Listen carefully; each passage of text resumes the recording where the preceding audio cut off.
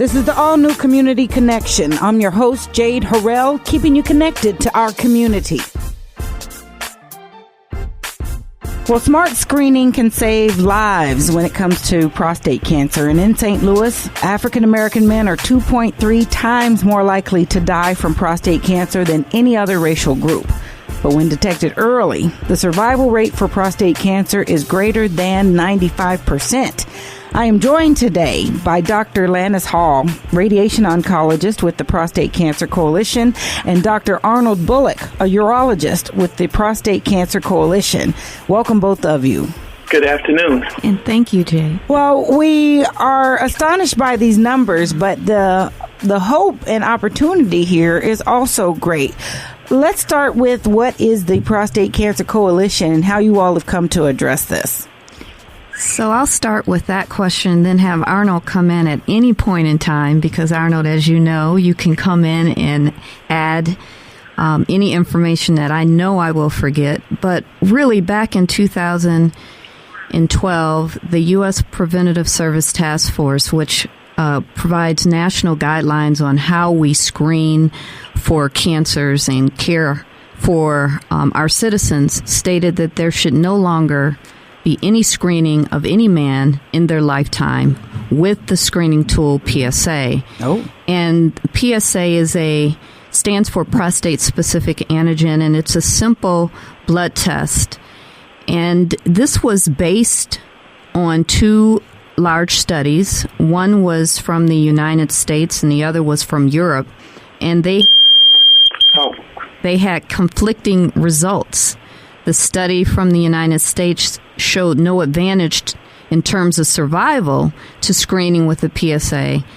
And the study from Europe showed that there was a 20% survival advantage in men who were screened. Whoa. We knew that there were some real problems with the study in the United States. Primarily, it was because the group that was considered the control group, the men who were supposed to be undergoing usual care. Well, usual care in this group meant that they were being screened. So over 80% of the men who were considered the control group were actually also being screened. So this didn't turn out to be a balanced study between looking at PSA as a screening tool to reduce mortality and a group of men who were not being screened. And in Europe, it really was a better balance because screening was not considered a common part of healthcare in those countries. The biggest issue with these two studies is that there were very few African American men who were participating.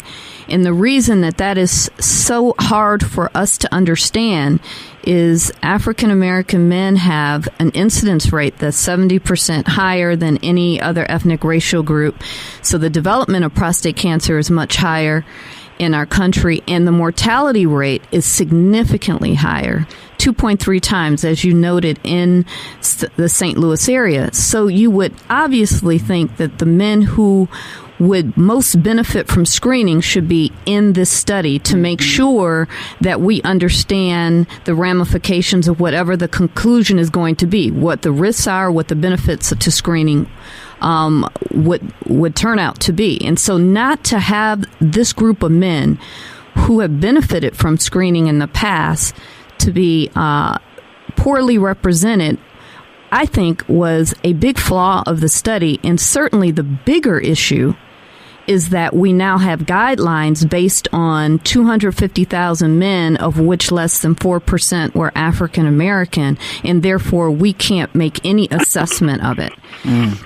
So I'd like Dr. Bullock to come in, but the Prostate Cancer Coalition really has come together because we have watched the benefit over the last 25 years of screening save many men's lives. Mm-hmm. And we know that if we start going backwards and not screening men utilizing PSA, then men will present late in the stage of their disease when the cancer has spread to other parts of the body, and that is not a curable state. And that's what we saw prior to PSA screening, was over 50% of men were presenting with metastatic disease. So I'll stop there because I want Dr. Bullock to chime in. Well, Dr. Bullock, there are very few folks that I have mentioned your name to that didn't know who you were.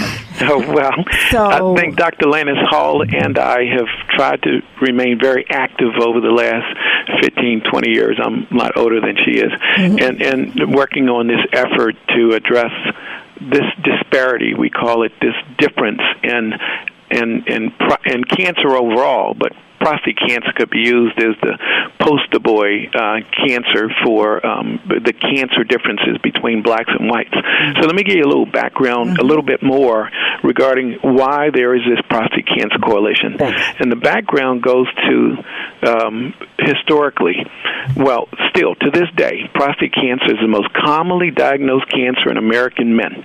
It accounts for 1/3 of all newly diagnosed cancers in American men.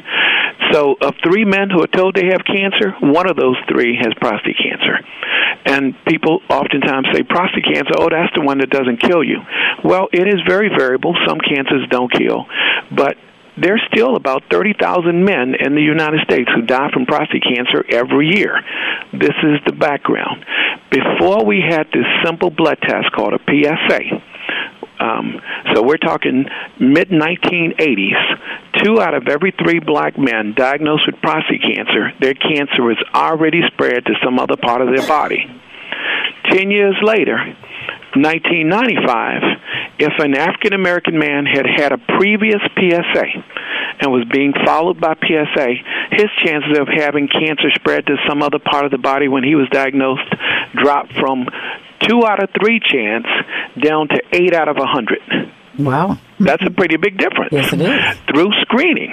And we did all kinds of things to increase the number of African-American men in our community who were getting screened. You had the 100 Black Men and the Black Expo Walk.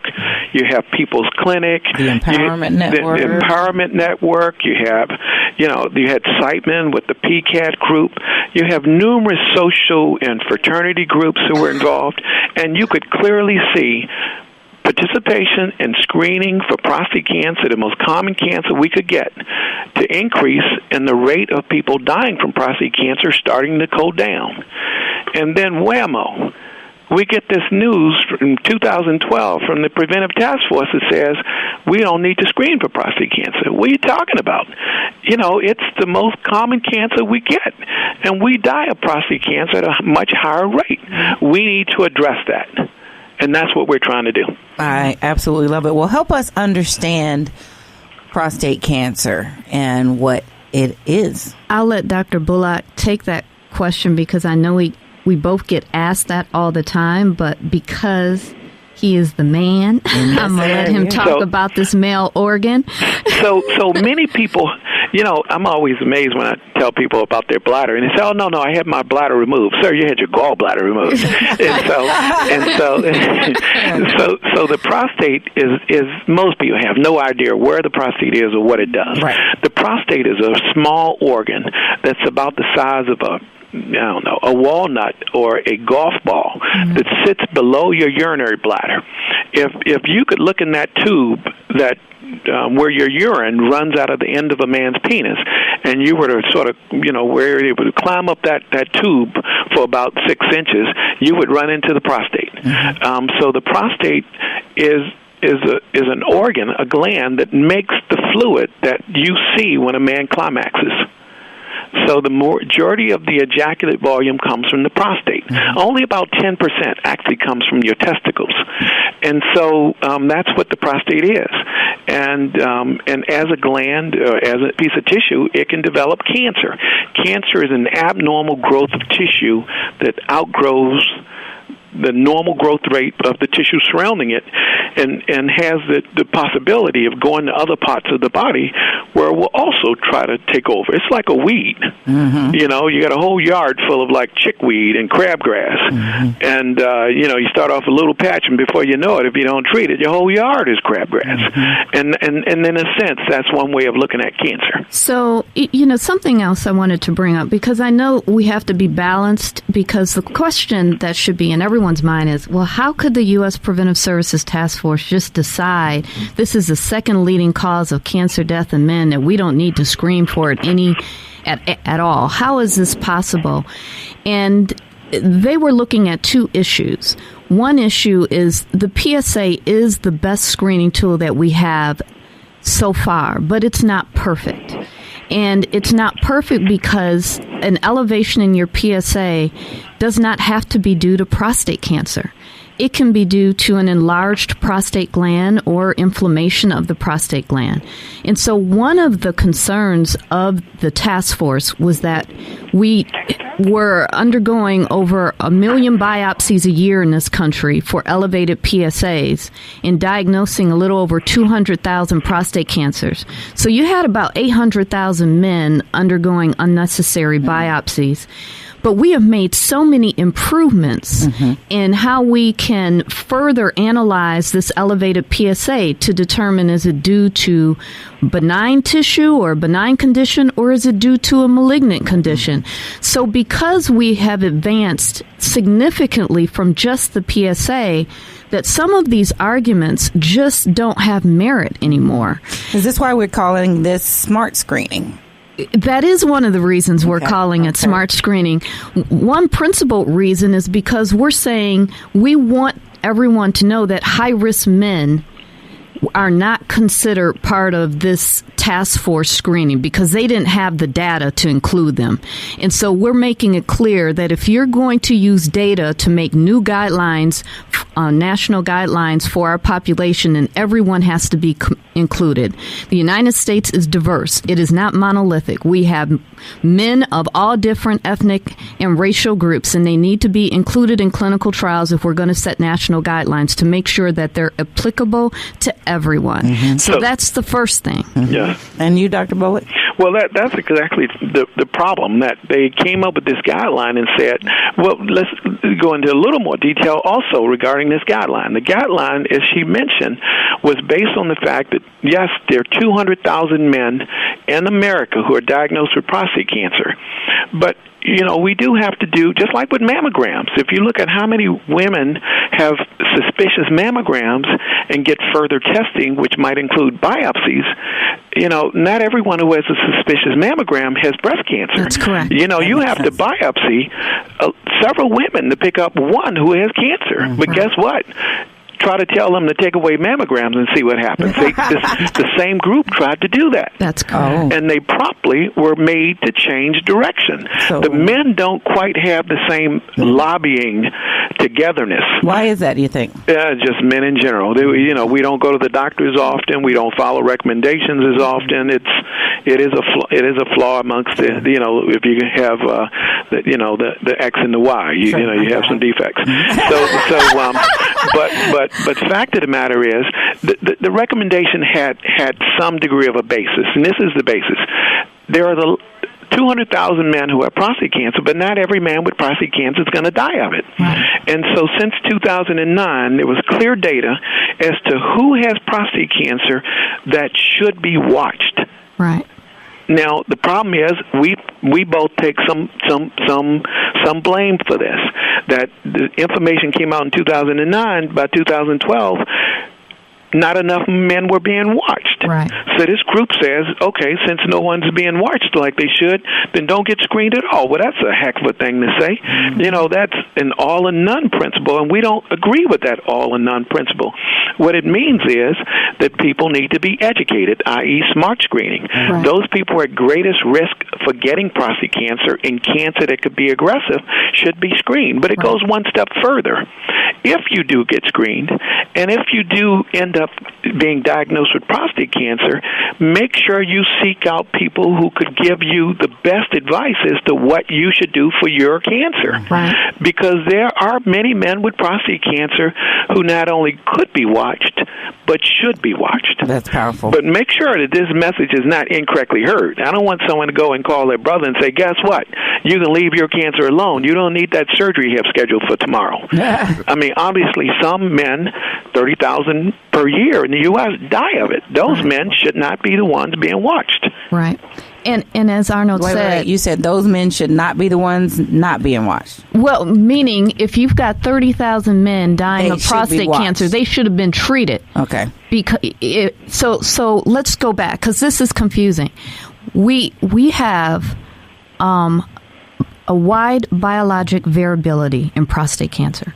Some prostate cancers are diagnosed and they will clinically never affect you in your lifetime. Okay. So you've been biopsied with, been told you have prostate cancer, you have so little of it, and it's growing at such a slow rate that it will never impact your livelihood. Okay. You'll die of heart disease or something else, but it'll never be a problem. Mm-hmm. Others will have a diagnosis of prostate cancer, and it will be very aggressive, and it will spread, and it will go to the lymph nodes and the bone and the liver and the lung, and it will be incurable, and you will succumb from the disease. Mm-hmm. That is wide biologic variability. Sure. Now, does the screening help us determine which is which? So the screening is giving you a first indication on the health of your prostate.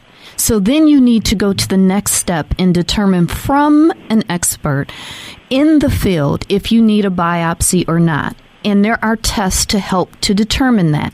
At the time of biopsy, when the pathology comes back and your doctor sits down with you and tells you what type of prostate cancer you have, that's when an educated decision based on data and studies will determine if you can be watched or if it is best to go on to have curative therapy. Mm-hmm. But none of this can happen if you're not being screened. And if they say don't screen anymore, then we've got a pretty big problem. So for our listeners, and let's give them the most relevant part of our conversation today, and that is we want you to get screened.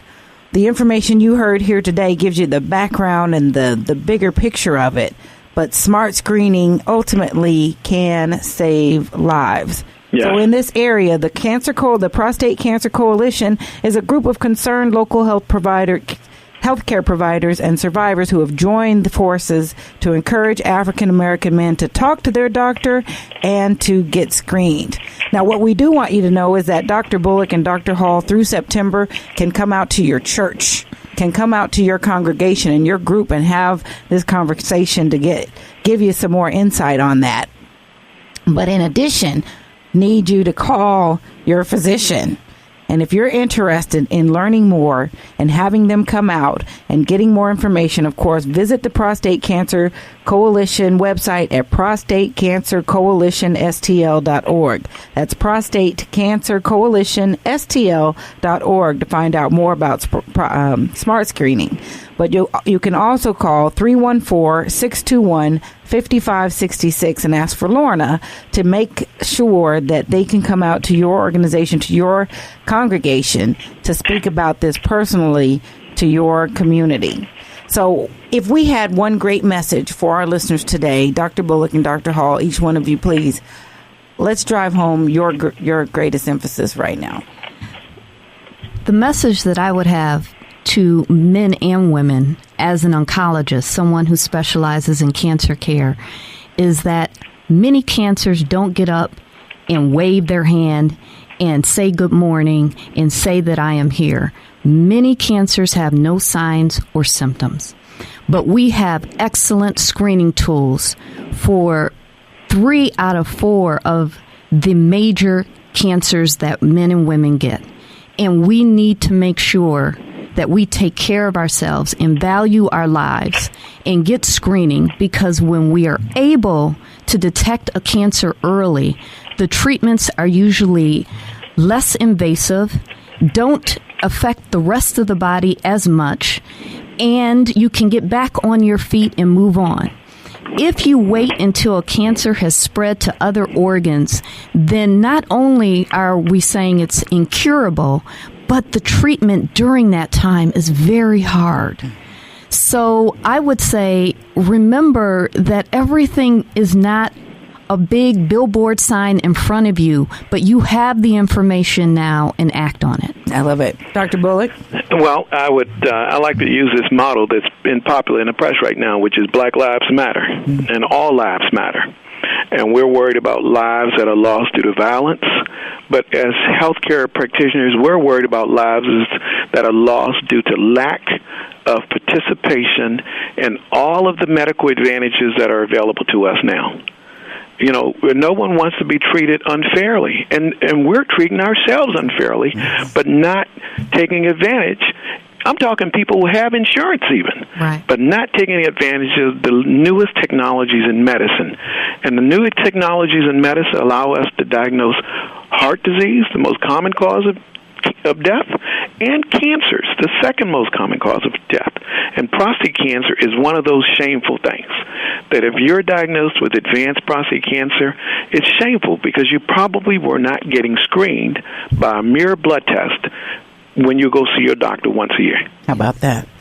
Well, that is a powerful message that most certainly can come right to you if you just open up and reach for it. Again, smart screening can save lives. Visit Prostate Cancer Coalition, STL.org, or call 314-621-5566. 314-621-5566. Ask for Lorna to get Dr. Bullock and Dr. Hall to come out to your congregation. Dr. Arnold Bullock, one of the top urologists on the planet. Saving lives every day. Prostate Cancer Coalition, and Dr. Lannis Hall, radiation oncologist, making it clear, taking a stand, and making an impact for us in this way. We appreciate you both for being with us today. Well, thank you. Thank you so much. All right, that's it for this week. If you have questions or comments or have something you'd like to include in the community calendar, you can leave a message on our message box at 314-333-8369, 314-333-8369. And for more information about our show or any of our guests, you can visit us online and listen to the podcasts at Spreaker.com. That's SPREAKER.com. And search Community Connection with Jade Harrell. You all be blessed, do blessed, and take care.